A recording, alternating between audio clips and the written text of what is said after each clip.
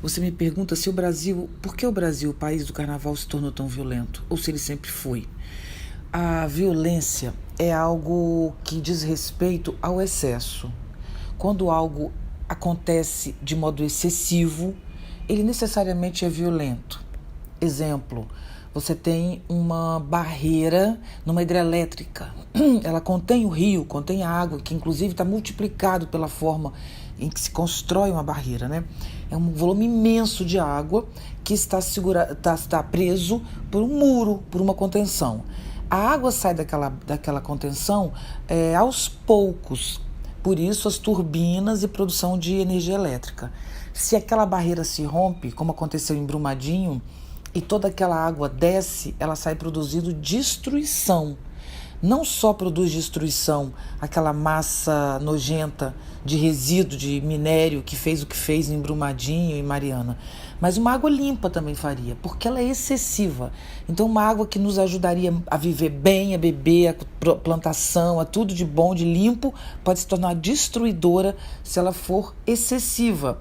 Formigas em excesso, apesar de serem pequenas, formigas podem destruir uma cidade, uma plantação, mesmo sendo mínimas e fracas, mas em excesso. Violência diz respeito à contenção ou não contenção de excessos. Os excessos podem ser força, por exemplo, no caso da hidrelétrica. Ali tem um excesso de água contida, mas como ele cai nas turbinas de um modo lá processado e pensado, a gente super aproveita aquela força, transformando uma força física nessa força hidrelétrica, que também é física, que é energia elétrica, mas que move uma infinidade de outras coisas. Isso é um processo de canalização do excesso. Se esse excesso não é canalizado, ele destrói as plantações ao redor. Todo ser humano lida com a vida, que é feita de excessos. As forças são sempre muito excessivas, mas elas também têm sua contenção, que são as formas provisórias, né?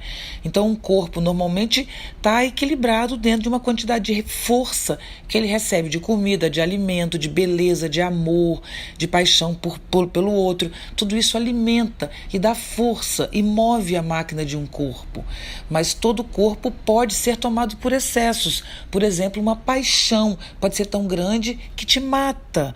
Paixão não apenas por uma pessoa, mas por uma causa, por um trabalho. A gente pode ficar cego por uma paixão, porque paixão é feita de excessos. Falei isso tudo para dizer que o processo de canalização ou não desse excesso é o desafio de toda cultura, de toda sociedade. O Brasil sempre se caracterizou por lidar bem com seus excessos. O carnaval é um modo de processar os excessos. O futebol, não tem nada de errado com carnaval e futebol. É um modo de processar o que a gente não pode, o que é impedido de fazer durante o ano. A gente pode processar isso no carnaval.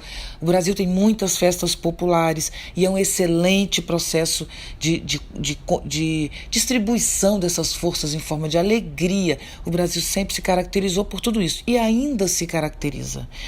O que marca a violência do Brasil hoje não é típica do Brasil, ela é típica do mundo. O mundo está polarizado e violento em função de transformação nas canaletas.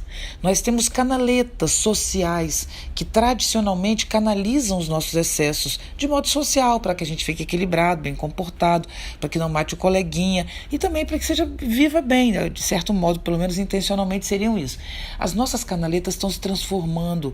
O que era ser homem, o que é ser mulher, os comportamentos, as ações, os pensamentos, o que era material hoje é virtual, é outro mundo. E entre um mundo e outro não tem continuidade, tem um buraco. Então nós estamos com muita violência porque nós estamos vítima hoje de uma guerra da informação. A guerra já não é mais com armas, é com informação. O que caracteriza a nossa violência hoje é a manipulação da informação e notícias falsas. Em 90% dos casos em que eu estou convivendo com alguém violento, especialmente nas redes sociais, essa pessoa está mal informada porque ela foi manipulada por informação. E essa é a nova arma. Então, a gente só vai mudar essa história, não só no Brasil, mas no mundo, quando a gente entender que as pessoas que estão professando o ódio são vítimas de manipulação da informação. Elas têm ódio porque elas acreditam que as pessoas às quais elas odeiam produziram coisas horrorosas. E a maioria das vezes é falsa, essa informação é mentirosa. Esse é o jogo atualmente. A Terceira Guerra Mundial é a guerra de nós contra nós mesmos, sendo que nós estamos sendo manipulados por informação falsa, e vocês sabem que são milhões de reais investidos em produção de matéria falsa e manipulação da informação, tanto para venda de produto no mercado quanto para política.